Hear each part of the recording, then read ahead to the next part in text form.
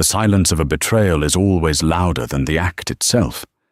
Most men think the danger lies in getting caught, in the screaming matches, the flying plates, the tears. But Mark Thorne was about to learn that the true nightmare isn't the fight, it's the disappearance. He thought he was the one holding all the cards, the one living a double life. He was wrong. When he walked through his front door at 3 a.m., smelling of another woman's perfume, he didn't just find an empty house. He found a life that had been meticulously erased. No wife, no baby, no photos. Just a single, terrifying question that would tear his reality apart. Who was the woman sleeping beside him for the last 5 years? Stay tuned, because this isn't just a story about cheating. It's a story about a man who realized too late that he was the prey. The smell of Jessica's vanilla perfume was still clinging to the collar of Mark Thorne's shirt as he navigated his black Audi Q8 up the winding driveway of his estate in Silver Lake. It was 3:14 a.m. The city of Los Angeles slept below him, a grid of glittering indifference. Mark felt good. Actually, he felt invincible. He had just closed a massive merger for his architectural firm, Thorne and Associates, and he had celebrated in the arms of his 24-year-old executive assistant. It was a cliché, he knew that. But Mark didn't care about clichés. He cared about adrenaline. He cared about the feeling of being wanted, something he felt he hadn't received from his wife, Sophia, in months. Sophia. He rolled his eyes as he parked the car. She had become so maternal, so dull. Ever since Leo was born 10 months ago, Sophia had ceased to be the vibrant, mysterious art curator he had met in a gallery in Soho 5 years ago. Now she was milk stains, sleep training schedules, and whispers of, "Shh, you'll wake the baby." He killed the engine. The silence of the property was heavy. Usually, the porch light was left on for him, a passive-aggressive beacon of her wakefulness. Tonight, the house was dark. A massive, modern structure of glass and steel that looked like a jagged tooth against the night sky.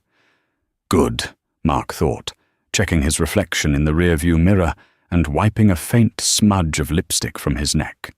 She's asleep. No questions. No guilt trip. He unlocked the front door, stepping onto the polished concrete floors. The air inside was cold, colder than usual. The thermostat was usually set to a comfortable 72 degrees for the baby. Tonight, the air bit at his skin. "Sophia," he whispered, tossing his keys into the ceramic bowl on the console table. The sound of the keys hitting the bowl seemed deafening, like a gunshot in a canyon. No answer. He walked to the kitchen. The island was spotless. Usually there were bottles drying on the rack, a half-finished cup of herbal tea Sophia had forgotten. Tonight, the granite surfaces gleamed under the moonlight filtering through the skylights. There was nothing. Not a spoon, not a bib. A prickle of unease started at the base of his neck. "Sophia," he said, louder this time. He climbed the floating staircase, his footsteps heavy. He went straight to the master bedroom. The door was ajar. He pushed it open, expecting to see the lump of her form under the duvet, the rhythmic rise and fall of her breathing. The bed was made. Not just made, it was pristine. Hospital corners. The pillows were fluffed and stacked with geometric precision. It looked like a showroom display, not a bed where a tired mother had been sleeping. Mark frowned, his heart rate kicking up a notch. Maybe she's in the nursery. Leo must be sick. He turned and strode down the hall to the nursery. He grabbed the handle, twisting it. The room was dark. He slapped the dimmer switch on the wall. The soft golden light flooded the room, and Mark Thorne stopped breathing. The room was empty. Not just devoid of people, devoid of life. The crib, The expensive hand-carved oak crib they had imported from Italy was gone. The changing table was gone. The rocking chair where he had watched her nurse Leo 100 times, gone. The room was a box of empty white walls.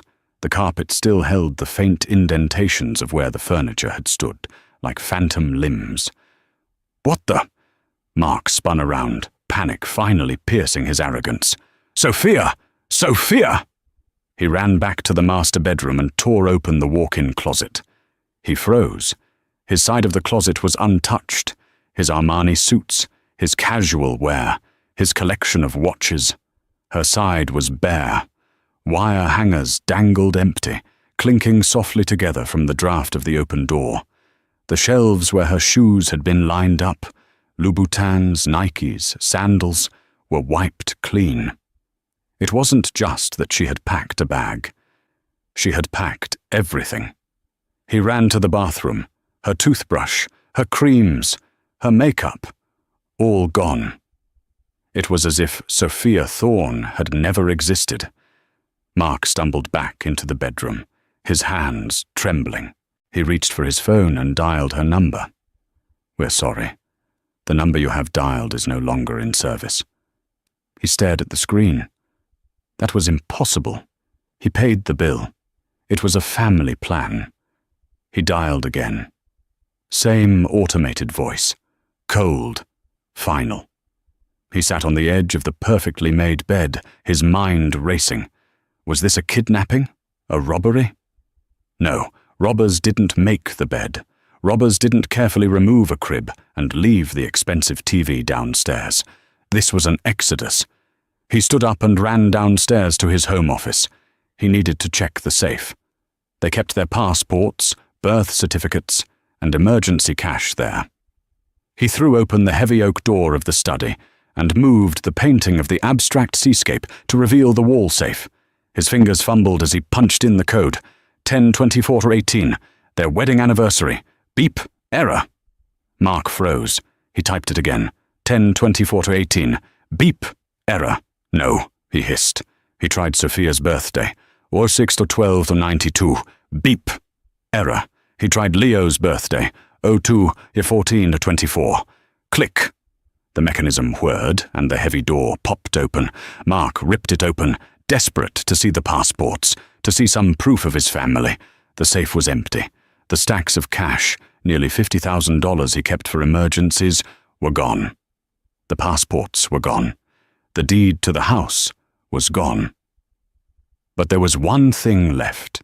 Sitting in the center of the metal shelf was a small, velvet jewelry box. Mark recognized it immediately. It was the box for the diamond engagement ring he had given her. A 3-carat oval cut that had cost him a fortune. With shaking hands, he opened the box. The ring was there. But underneath the ring, folded into a tight square, was a piece of paper. He unfolded it. It wasn't a handwritten note. It was a printout of a bank transaction receipt. It was dated yesterday. Transfer initiated from Mark and Sophia Joint Savings. Amount $2,450,000 Account balance $0.0. Recipient unknown offshore entity. And beneath the receipt, scrawled in red ink, Sophia's handwriting, unmistakable and sharp, were 3 words. Tuition for the lesson. Mark stared at the paper until the numbers blurred. $2.5 million. Liquidity. Gone. He scrambled for his phone again, ignoring the shaking of his hands, and dialed 911. Emergency! What is the situation? My wife, Mark choked out, the reality finally hitting his vocal cords. My wife is gone. My son is gone. Someone took them. Sir, take a breath. Are you saying they were kidnapped? I don't know. The house is empty. Her things are gone. The baby's furniture is gone. It sounds like she left you, sir, the dispatcher said, her voice shifting from urgent to weary. This is a civil matter if... She took $2 million, Mark roared, the veins in his neck bulging, and she emptied the safe. Send the police, now. 30 minutes later. Two patrol cars were flashing red and blue lights against the minimalist facade of his home. Mark was pacing the living room, clutching a glass of scotch he hadn't drunk. A detective walked in. Detective Vance. He was an older man, wearing a rumpled trench coat that looked like it belonged in a different decade. He had tired eyes that had seen too many domestic disputes. "Mr. Thorne?" Vance asked, looking around the empty, sterile living room. "I'm Detective Vance. Want to tell me what happened?" "I came home," Mark stammered. "From work. Late, and they were gone." "Work?" Vance raised an eyebrow. "At 3 a.m.? Mark hesitated. A client dinner that ran late. Vance didn't look convinced, but he didn't press it yet. "And you say she cleared out everything? Clothes? Furniture?" "Everything. The nursery is bare." "That takes time, Mr. Thorne," Vance said, taking out a notepad. "Moving a crib? Packing a wardrobe? That takes a crew. Did the neighbors see a moving truck?" "I don't know. I haven't asked them." Vance walked over to the mantel where a few picture frames usually stood. They were gone too. "Okay, let's start with the basics. What is your wife's full name?" "Sophia Thorne." "Maiden name?" "Sophia Rostova." "Rostova, Russian. She's from Europe. Look, she didn't just leave. She stole everything. She drained the accounts." Vance nodded slowly. "Do you have a picture of her? We need to put out a bolo. Be on the lookout if you think the child is in danger." Mark reached for his phone to pull up his gallery. He scrolled to his favorites. His thumb hovered. He scrolled up, then down. "What is it?" Vance asked. "My photos," Mark whispered. "They're gone." "What do you mean?" "The photos of Sophia, the photos of Leo, they're deleted." He looked up, his eyes wide with horror. "We shared an iCloud account. She remotely wiped them." "You don't have any physical photos?" "She took the frames," Mark yelled, throwing the phone onto the couch. Wait. Social media." Mark rushed to his laptop on the coffee table. He opened Instagram. He went to tag search. User not found. He went to Facebook. Profile no longer exists. "She deleted everything," Mark said, his voice dropping to a terrified whisper. "She erased herself." Vance stepped closer, his demeanor changing from bored to sharp. "Mr. Thorne, this is very thorough for a domestic dispute. How long have you been married?" 5 years. "And where did you meet?" "New York, an art gallery." "Did she have family here?" "No. Her parents died in a car crash in Latvia years ago. She has no one." "Latvia," Vance muttered, writing it down. "Okay. We'll need to run her through the system. I need her social security number." Mark ran back to the office. The safe was empty, but he had the tax returns on his hard drive. He booted up his desktop computer. Enter password. He typed his password. Incorrect password. "She changed it." Mark slammed his fist on the desk. "She locked me out of my own computer." "Mr. Thorne," Vance said from the doorway, "do you have any physical paper trail? A marriage certificate? A birth certificate for the boy?" "In the safe, which she emptied." Vance sighed. "Okay, we can look up the marriage license in the county records. It's public record." "What was the date of the marriage?" "October 24th, 2018. We got married at the City Hall in Manhattan before the reception." Vance pulled out his phone and made a call. He spoke in low tones, giving dates and names. Mark paced, the silence of the house pressing in on him. He felt like he was suffocating. The house wasn't just empty. It felt like a stage set where the actors had gone home, leaving him talking to the walls. Vance hung up the phone and turned to Mark. His expression was unreadable. "Mr. Thorne," Vance said slowly. "Are you sure about that date?" "Yes, of course I'm sure." "And the name? Sophia Rostova?" "Yes. Because I just had the New York clerk's office run a search. There is no record of a marriage between a Mark Thorne and an Sofia Rostova on that date. Or any date in 2018. Mark stopped pacing. That's ridiculous. I was there. I signed the papers. We checked for the birth certificate of a Leo Thorne, too, Vance continued, his voice dropping an octave. Nothing. What are you saying? Mark whispered. I'm saying, Mr. Thorne, that according to the United States government, the woman you lived with for 5 years, and the child you claim to have, don't exist. Mark collapsed into the leather office chair. The room spun. That's impossible. I have friends who met her. My employees met her at the Christmas party. We can interview them, Vance said. But right now, legally speaking, you're chasing a ghost. And if she cleared the bank accounts, usually that requires 2 signatures. Unless what? Unless the accounts were never really joint, or unless she had power of attorney without you knowing.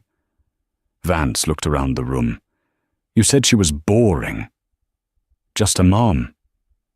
Tell me, Mr. Thorne, what did your wife do before she met you? She worked in art, logistics, shipping paintings. Vance let out a dry, humorless chuckle. Logistics, right. Suddenly, Mark's phone buzzed on the couch. It wasn't a call. It was a notification from his home security system provider. Motion detected. Backyard. 03:48 a.m. Someone is outside, Mark gasped. Vance drew his weapon instantly. Stay here. The detective moved towards the French doors leading to the garden. Mark followed at a distance. The backyard was dark, the pool water black and still. Vance shone his flashlight across the lawn. Nothing. Then the beam hit the singular oak tree in the center of the yard. Pinned to the bark of the tree, fluttering in the night breeze, was a baby's onesie. Leo's favorite blue onesie. Mark shoved past the detective and ran outside, grabbing the small piece of fabric. It was damp with dew. He turned it over. Pinned to the back was a Polaroid photo. Mark shone his phone light on it. It was a photo of Mark, taken tonight. At 1:03 a.m., he was standing on the balcony of Jessica's apartment, smoking a cigarette, laughing. The angle was from a high-powered lens, taken from a rooftop across the street. She had been watching him. While he was cheating, she wasn't packing. She was watching. And scrawled on the bottom of the photo was a coordinate. 44 north again. 110.55 She's playing a game, Vance said, looking at the photo over Mark's shoulder. And she's way ahead of you. Mark stared at the coordinates scrawled on the Polaroid. 44.42 N, 110.458 W. Yellowstone, Detective Vance said, looking up from his smartphone.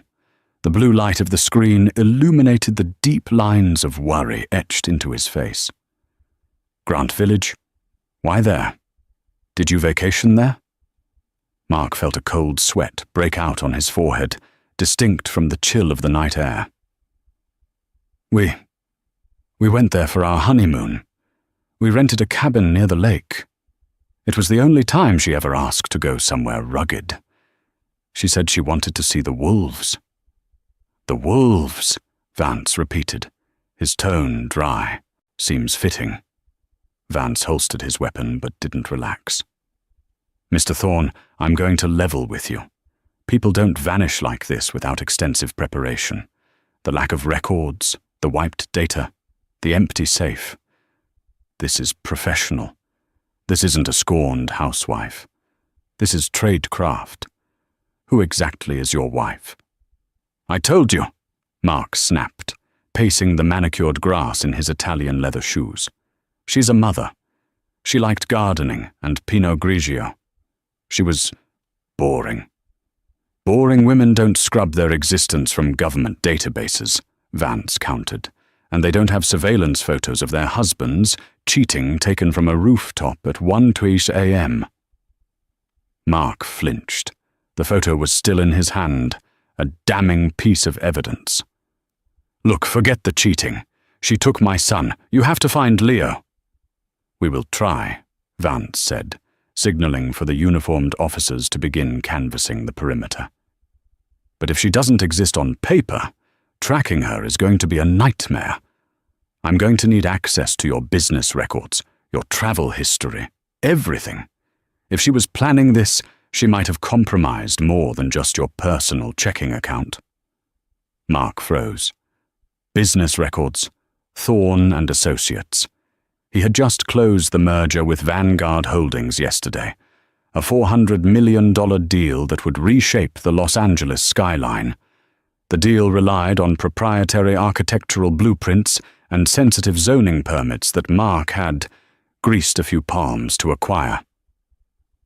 "I need to go to the office," Mark said abruptly, turning back toward the house. "Mr. Thorne, it's 4 a.m. We need you here for a statement." "I can't be here," Mark yelled, his voice cracking. "If she has my passwords, she has access to the firm's servers. Do you understand? That's not just my money. That's my life's work." Without waiting for Vance's permission, Mark stormed into the house, grabbed his keys, and sprinted back to the Audi. He needed to verify the integrity of the firm's mainframe. If Sophia had been planning this for a long time, she knew that his firm was his true love. Leo was his legacy, but the firm was his ego. He tore out of the driveway, tires screeching. As he drove toward downtown LA, he tried to call Jessica. He needed to hear a voice that was simple, admiring, and real. Ring. Ring. Ring. "Mark!" Jessica's voice answered. She sounded breathless, terrified. "Jess, listen, something happened. Sophia left. She took everything. I'm coming to—" "Mark, stop!" Jessica screamed. "Don't come here!" Mark slammed on the brakes at a red light. "What? Why? What's going on?" "Someone was here," Jessica sobbed. "I woke up 10 minutes ago. My door was unlocked. Mark, they didn't take my TV or my jewelry." "What did they take?" "They took you," she whispered. "Every gift you ever gave me. The Cartier bracelet, the diamond earrings, the bag. They're gone. And, Mark, they left something on my pillow." Mark's grip on the steering wheel tightened until his knuckles turned white. "What is it?" It's a pacifier, a blue pacifier." Mark felt the blood drain from his face. Leo's pacifier. Sophia had been in Jessica's apartment. While Mark was driving home, while he was discovering the empty crib, Sophia, or whoever she had hired, had been standing over his sleeping mistress, placing a baby's pacifier on her pillow. It wasn't just a theft. It was a message. "I can touch anyone you touch." "Get out of there," Mark ordered, his voice trembling. "Go to a hotel, pay cash. Do not use your cards. I'll call you." He hung up and floored the accelerator. The city lights blurred into streaks of neon violence. He wasn't dealing with a divorce. He was dealing with a phantom who had been sleeping in his bed, memorizing his codes, and waiting for the perfect moment to dismantle him piece by piece. He pulled up to his office building, a sleek glass tower he had designed himself. He badged in at the security desk. The night guard, a jovial man named Sampson, nodded. "Working late, Mr. Thorne?" "Something like that, Sampson." Mark took the private elevator to the penthouse floor. The doors slid open, revealing the silent, plush lobby of Thorne and Associates. He ran to his corner office, throwing open the glass door. Everything looked normal. The models of skyscrapers stood on their pedestals. His awards lined the shelves. He sat at his desk and woke his computer. He typed in his credentials. "Access denied." "No," he hissed. He tried the admin override code. "Access denied. System lockdown initiated." Suddenly, the large monitor on the wall, the one used for client presentations, flickered to life. Mark jumped back. He hadn't turned it on. A video file began to play. It was footage from inside this very office. The timestamp was from 3 weeks ago. Mark watched himself on the screen. He was sitting at his desk, speaking to a city councilman. He watched himself open a briefcase and slide an envelope of cash across the mahogany surface. "This ensures the zoning for the marina project goes away," the on-screen Mark said. "Pleasure doing business, Mark," the councilman replied. The video cut to black. Then, white text appeared on the screen. Files uploaded to the FBI, IRS, and the LA Times. Scheduled release, 9:00 a.m. today. Mark stared at the screen, his mouth dry as ash. It wasn't just the money. It wasn't just the baby. She was burning him to the ground. She had recorded his felonies. She had the leverage to send him to prison for 20 years. And then a new line of text appeared, blinking slowly. "Do you want to stop the upload? Go to the coordinates. Alone." Mark stared at the digital ultimatum on the wall. It was 4:45 a.m. He had 4 hours and 15 minutes before his life as a celebrated architect ended and his life as a federal inmate began. He grabbed his desk phone to call his lawyer, but stopped. If he called a lawyer, he would have to admit to the bribery recorded on the tape. Attorney-client privilege had limits, and panic makes men make mistakes. He needed a fixer. He pulled a burner phone from a hidden compartment in his desk drawer, one of the few secrets he prayed Sophia hadn't found. He dialed a number he hadn't used in years. "Make it quick," a gravelly voice answered on the second ring. "Garrison," Mark said. "It's Thorne. I have a situation." "I see the news, Thorne. I don't do divorces." "It's not a divorce," Mark hissed. "She cleaned me out. Identity theft, kidnapping, and corporate espionage. She has dirt on me, Garrison. Bad dirt. She's threatening to release it in 4 hours." There was a pause on the line. Garrison was an ex-CIA operative who had been drummed out of the service for being too aggressive. He now ran a boutique private intelligence firm for people who had more money than morals. "Who is she?" Garrison asked. "Sophia Rostova. But the cops say she doesn't exist."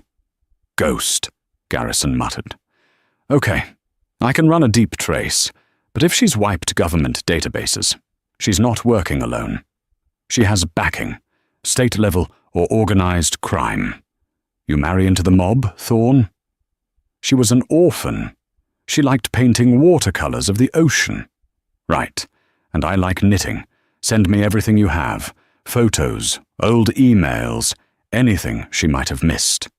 She didn't miss anything. She wiped the cloud. Nothing is ever truly wiped, Thorne. The servers still have the ghosts of the data. I'll get my tech guys on your accounts. Where are you going? "Yellowstone," Mark said. She gave me coordinates, a deadline. "Don't do it," Garrison warned. "It's a kill box. You go there, you don't come back. If I don't go, she releases the video. I go to jail anyway. At least this way I might find my son." "Fine, but take protection. And Thorne, if this woman is who I think she is, a sleeper, she's been studying you for 5 years. She knows how you think better than you do. Don't try to outsmart her. Just survive her." Mark hung up. He didn't have a gun.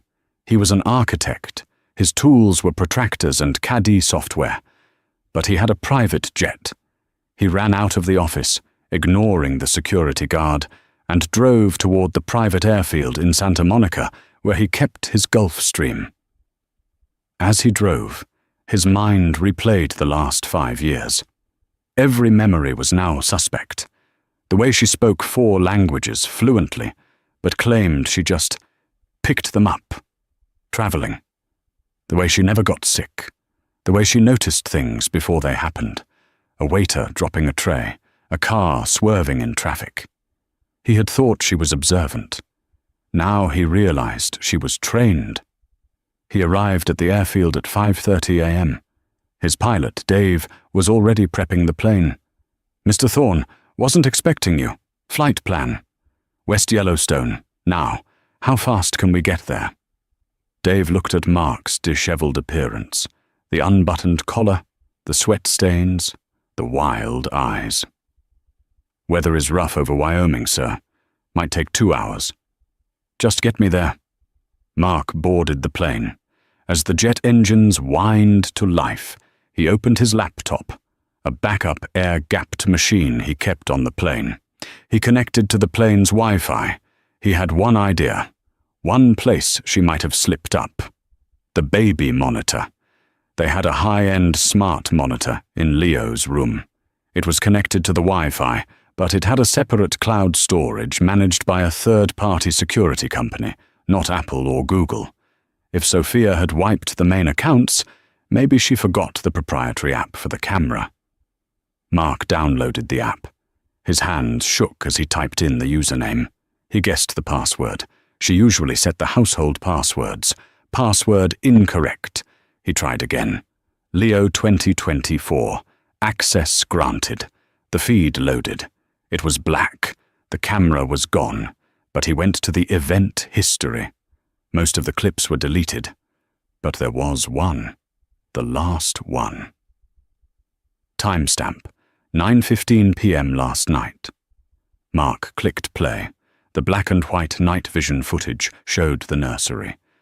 Leo was sleeping in the crib. Sophia walked into the frame. She was dressed in black tactical gear, pants, boots, a fitted sweater. She looked nothing like the woman who wore floral sundresses. Her movements were precise, efficient. She picked up Leo gently. The baby stirred. "Shh," she whispered. The audio was crisp. "Mama has you. We're going on an adventure." She walked to the camera. She stared directly into the lens. Her eyes, usually soft and brown, looked like cold obsidian. She didn't smash the camera. She spoke to it. "Mark," she said softly, "I know you're watching this on the plane. You always take the plane when you run." Mark gasped, recoiling from the screen. She had predicted his exact movement hours in advance. "You think you're the main character in this story?" she continued, adjusting the baby on her hip. "You think you're the powerful man who got bored with his simple wife. But you were never the powerful one, Mark. You were the assignment." She leaned closer. 5 years ago, your firm won the contract for the Defense Department's new cybersecurity facility in Nevada. You have the blueprints. You have the security schematics stored on an offline drive in your safe. Or you did. Mark stopped breathing. He had forgotten about that project. It was classified. He had kept a copy of the designs for insurance, hidden in the false bottom of the safe. "I didn't marry you for love," she said, her voice devoid of emotion. "I didn't marry you for money. I married you for the blueprints. And now that the facility is built and operational, my mission is complete. Leo is my bonus. You are my loose end." She reached up and unplugged the camera. The screen went static. Mark sat back in the leather seat of the private jet, the roar of the engines vibrating in his bones. She wasn't a jealous wife. She wasn't a con artist. She was a foreign intelligence agent, and she had just stolen the architectural secrets to the most secure building in the United States. He wasn't chasing a wife. He was chasing an act of war. The Gulf Stream touched down on the tarmac at Yellowstone Airport in a cloud of freezing mist. It was technically spring, but at this altitude, the air bit like a wild animal. Mark didn't have a coat.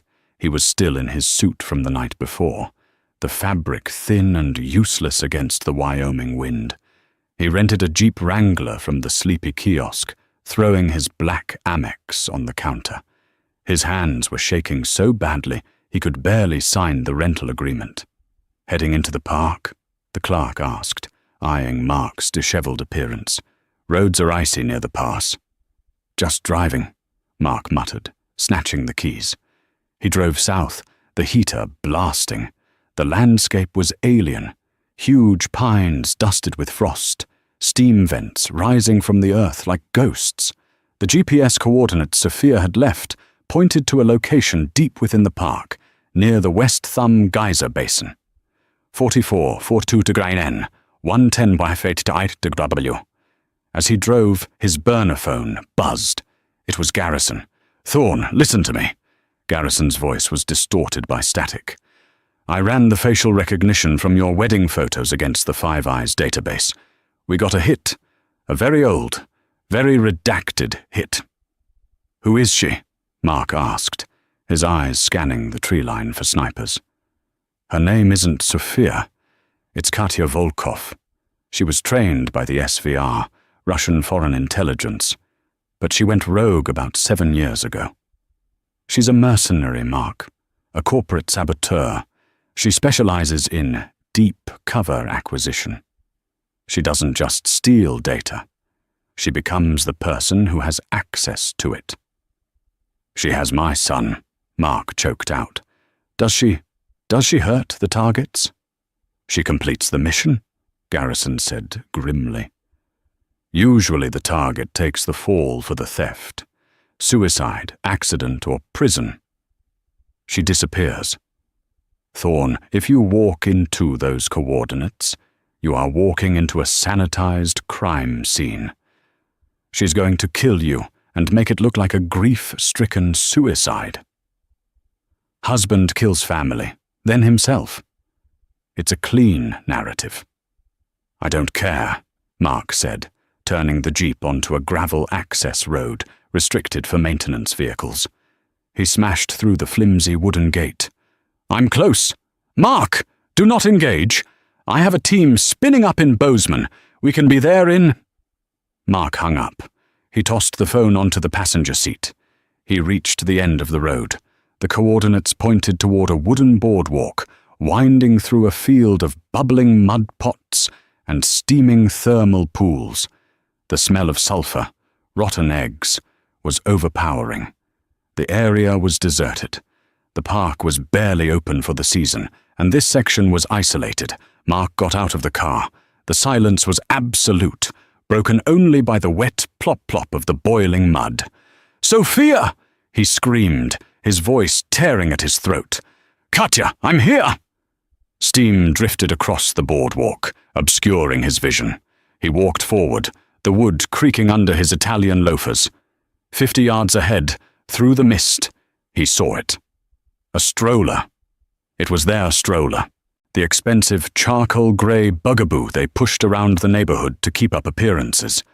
It was parked right at the edge of the railing, overlooking a deep, boiling blue pool. "Leo!" Mark broke into a sprint. His lungs burned in the thin air. He didn't care about snipers. He didn't care about the blueprints. He just saw the stroller.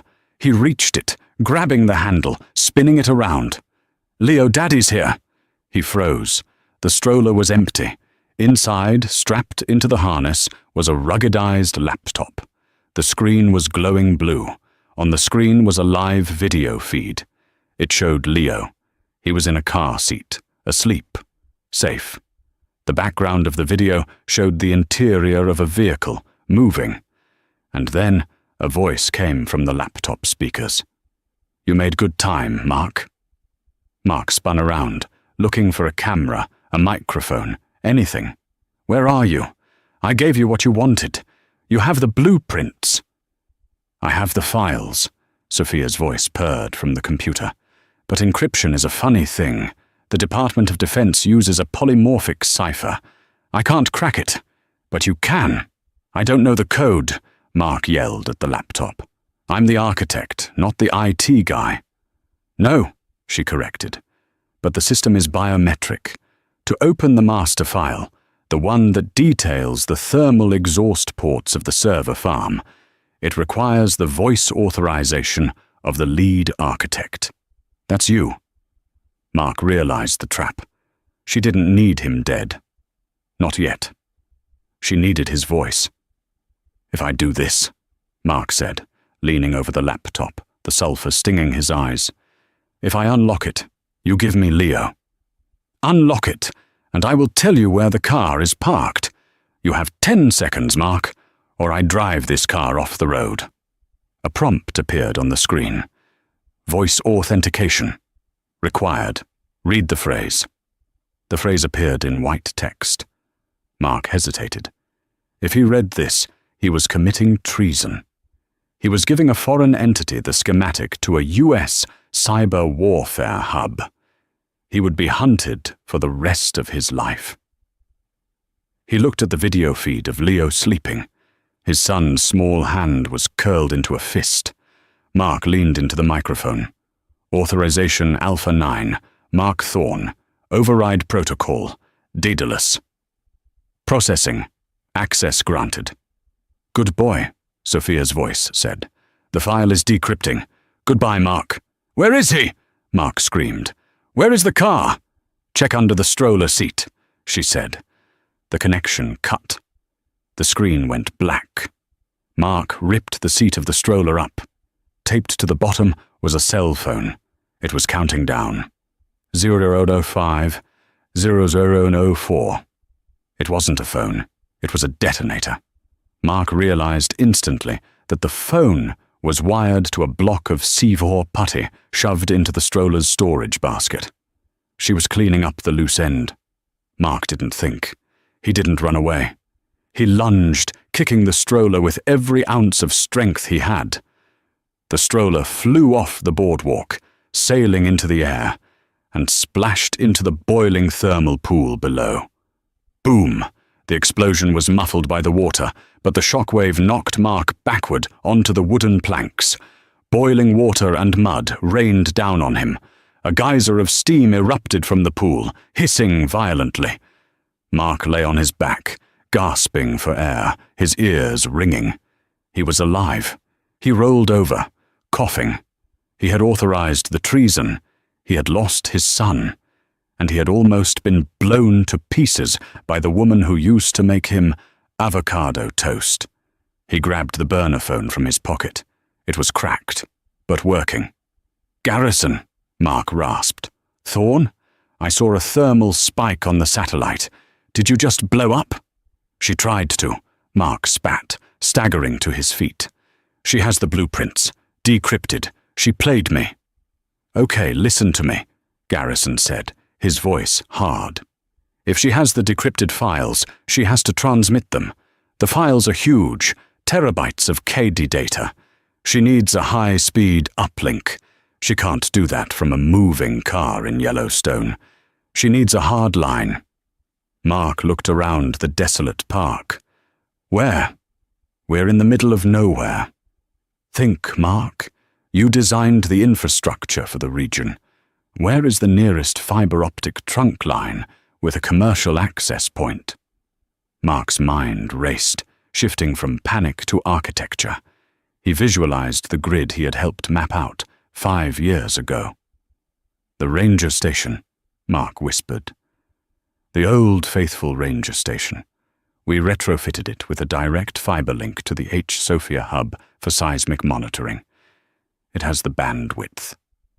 "That's where she is," Garrison said. "Get there, and Thorne, stop playing the victim. You built the building she's trying to destroy. You know its weaknesses. Use them." Mark drove the Jeep like a madman, tires skidding on the black ice as he rounded the curves toward Old Faithful. The adrenaline had numbed the cold. He wasn't Mark the husband anymore. He wasn't Mark the cheater. He was Mark the architect, and someone was messing with his design. The Old Faithful complex was a ghost town in the off-season. The massive log cabin-style inn was shuttered. The visitor center was dark, but the ranger station, a low concrete bunker near the geyser, had a faint light in the window. Mark killed the headlights a quarter-mile out. He drove off the road, hiding the Jeep behind a cluster of pines. He got out, moving low. He reached into the back of the Jeep and grabbed the tire iron. It was a pathetic weapon against a trained assassin, but it was heavy. He crept towards the station. The wind howled, masking his footsteps. He peered through the side window. There she was. Sophia, no Katya, was sitting at the main terminal of the ranger station. She had bypassed the lock on the door. Cables ran from her ruggedized laptop into the station's server port. A progress bar on her screen read, "Upload, 45%. She looked different. Her hair was pulled back tight. She wore a tactical vest. A suppressed pistol sat on the desk next to her hand. But in the corner of the room, on the floor, sat the car seat. Leo was there. He was awake now, looking around with wide, confused eyes, but he wasn't crying. Mark's heart hammered against his ribs. He couldn't burst in. She would shoot him before he took 2 steps. He needed a distraction. He looked at the building. He knew this station. He had signed off on the HVAC renovation 3 years ago. The Halon system. Because the station housed sensitive seismic servers, it was equipped with a gas fire suppression system. Halon gas sucks the oxygen out of the room to kill a fire instantly without damaging electronics. It wouldn't kill a person immediately, but it would disorient them, steal their breath, and create a deafening roar. The manual override for the system was in an external utility box on the north wall. Mark crept around the building. He found the grey metal box. It was padlocked. He jammed the tip of the tire iron into the padlock hasp and twisted. He groaned, putting his weight into it. The metal shrieked. Snap! The lock broke. Mark threw the door open. Inside was a large red lever. Emergency purge. He took a deep breath. "Hold your breath, Leo," he whispered. He yanked the lever down. Whoosh! Inside the station, jets of gas erupted from the ceiling with the sound of a jet engine. Mark scrambled around to the front door. Inside, chaos. Papers flew everywhere. The noise was incredible. Sophia had fallen out of her chair, grabbing her throat, her eyes streaming. She reached for her gun, but the sudden change in pressure and the deafening noise disoriented her. Mark kicked the door open. He didn't go for Sophia. He went for the laptop. He swung the tire iron with a primal scream, smashing it down onto the keyboard. Crack! The screen shattered. The upload froze. Sophia recovered faster than he expected. She lunged at him, tackling him to the ground. She was strong, much stronger than him. She drove a knee into his gut, knocking the wind out of him. "You idiot!" she screamed, her voice distorted by the gas. "You think breaking the screen stops it? It's cloud synced." She pulled a knife from her boot, a serrated black blade. She raised it. Mark scrambled back, sliding on the polished floor. His hand brushed against the gun she had dropped on the desk. He grabbed it. He had never fired a gun in his life. He pointed it blindly and pulled the trigger. Bang! The shot went wild, shattering the window above Leo's head. Glass rained down. Leo started to scream. Sophia didn't flinch. She kicked the gun out of Mark's hand. She pinned him down, the knife pressing against his throat. "I actually liked you, Mark," she hissed, her face inches from his. "You were simple, easy." "The building," Mark gasped, struggling against her grip. "The Nevada facility. It has a flaw." Sophia paused, the knife biting into his skin. "What?" "I designed it," Mark choked out. "The cooling vents, underneath the server core. If you run the system at max capacity, without opening the vents, it overheats," she finished. "So what?" "So," Mark smiled, blood staining his teeth. "I didn't just authorize the upload when I gave the voice command. I initiated a stress test." Sophia's eyes went wide. "You didn't," she whispered. "Protocol Daedalus," Mark said. "It's not an unlock code. It's a self-destruct sequence for the cooling system. You didn't steal the blueprints, Katya. You just uploaded a virus that is going to melt down the servers you were trying to map." Sophia looked at the smashed laptop. If the upload had gone through, even partially, the command was already executed. She had failed her mission, and worse, she had likely destroyed the very asset her buyers wanted. She looked back at Mark with pure fury.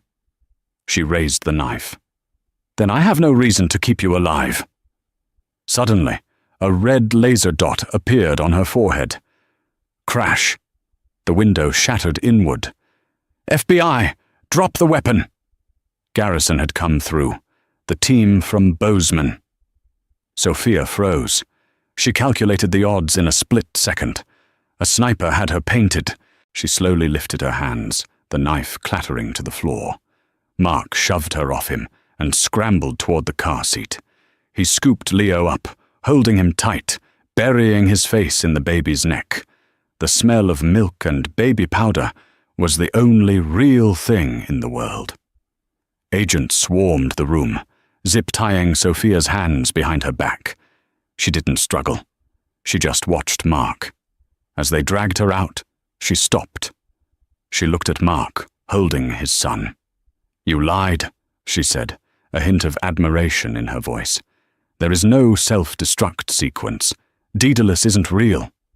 Mark looked up, exhaustion washing over him. "I know. But you hesitated. That's all I needed." She smirked, cold and sharp. "Check your bank account, Mark. I didn't steal your money. I moved it. It's in a trust. For Leo. I'm not a monster. I'm just a professional." She was shoved into a waiting SUV. Mark sat on the floor of the ranger station, holding his son, as the adrenaline finally crashed. 6 months had passed since the steam cleared at Yellowstone. Mark Thorne sat on the floor of a modest 2-bedroom apartment in Santa Monica. The sprawling glass mansion in Silver Lake was sold. He couldn't live there anymore. The silence in that house was too loud. Every shadow looked like her.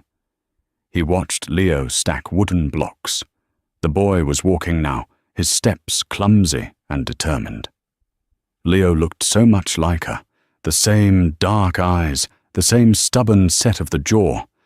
Mark wasn't the CEO of Thorne and Associates anymore. After the FBI debriefing, which had lasted 3 grueling weeks, he had stepped down. The government had swept the incident under the rug. There was no news story about a Russian sleeper agent stealing blueprints. There was only a quiet press release about Mark Thorne taking a sabbatical for personal health reasons. He was free, technically, but he was a prisoner of his own memory. Jessica, his mistress, had left him the day after the kidnapping. She had called him a monster for endangering a child and blocked his number. He didn't blame her. He didn't miss her, either. The affair seemed like a lifetime ago, a dull indulgence of a man who didn't know how good he had it. Mark stood up and walked to the kitchen counter, where a letter sat unopened. It had arrived this morning, forwarded by his lawyer. It was from the Rostova Trust. Sophia wasn't in prison. Not really. The FBI had traded her. A prisoner swap on a tarmac in Estonia 2 months ago.